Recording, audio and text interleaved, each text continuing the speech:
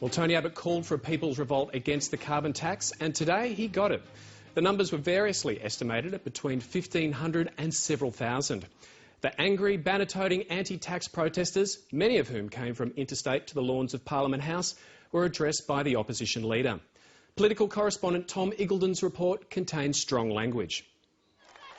A self-styled people's revolution, complete with regimental banners and even its own Air Force. Sometimes you've just got to try and get the message to the government because they just don't listen to it. There were real rock stars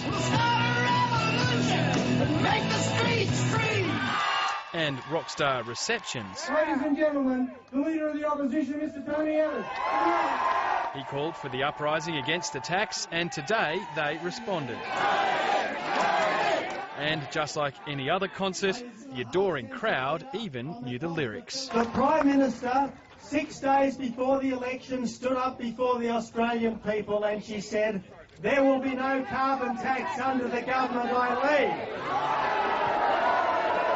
Another famous redhead was there, furthering, she said, her own prospects of electoral victory by opposing the carbon tax. We've got to stop our politicians just pushing this on to us. They're destroying our lifestyle, our way of life, our culture, our country. There was, however, one notable absence. I think Julia is chickened out. I think she's found something else to do rather than come out with the opposition. I asked this question on behalf of the thousands of people who were gathered outside Parliament House today, who the Prime Minister would not talk to. On the question of attending the rally outside Parliament House today, I'm not aware that I was invited, Mr Speaker, but as I understand it, the Leader of the Opposition did not lack for red-headed company out at that rally, Mr Speaker. He had a red-headed friend out at that rally, so I'm sure he would not have missed me. The decision by the Leader of the Opposition to associate himself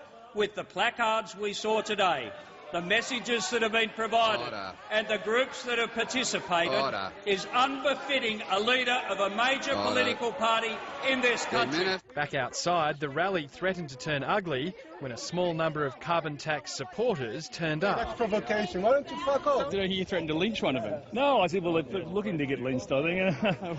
That sounds a bit extremist, doesn't it? Oh, well, apparently we're all extremists, so, you know. Well, the crowd here has been calling Julie Gillard a bitch, a dictator and a liar, though they deny that they're extremists. This is just one edge, though, of a two-pronged attack on the carbon tax. At the other end of town, big businesses who say they'll be affected by the tax are calling it an act of economic suicide. 140 of the nation's biggest carbon polluters met today in a closed-door forum in Parliament House. A statement called on the government to be upfront about how it's going to help them stay in business after the introduction of the tax. The government's climate change advisor has some ideas about how to ease that transition. If we're going to achieve what we have to achieve to avoid dangerous climate change, then we're going to have to spend a lot more on innovation. That's not what emitters have in mind. They want compensation to offset the effects of the tax. But Ross Garno says there should be limits. Let's have an independent body measure that, and that's the scheme that can work from 3 years onwards. Any legitimate claims will be handled in that way. You will not get uneconomic contraction of Australian business if that approach is adopted. All signs point to more conflict ahead on the carbon tax. Tom Iggulden, Late Line.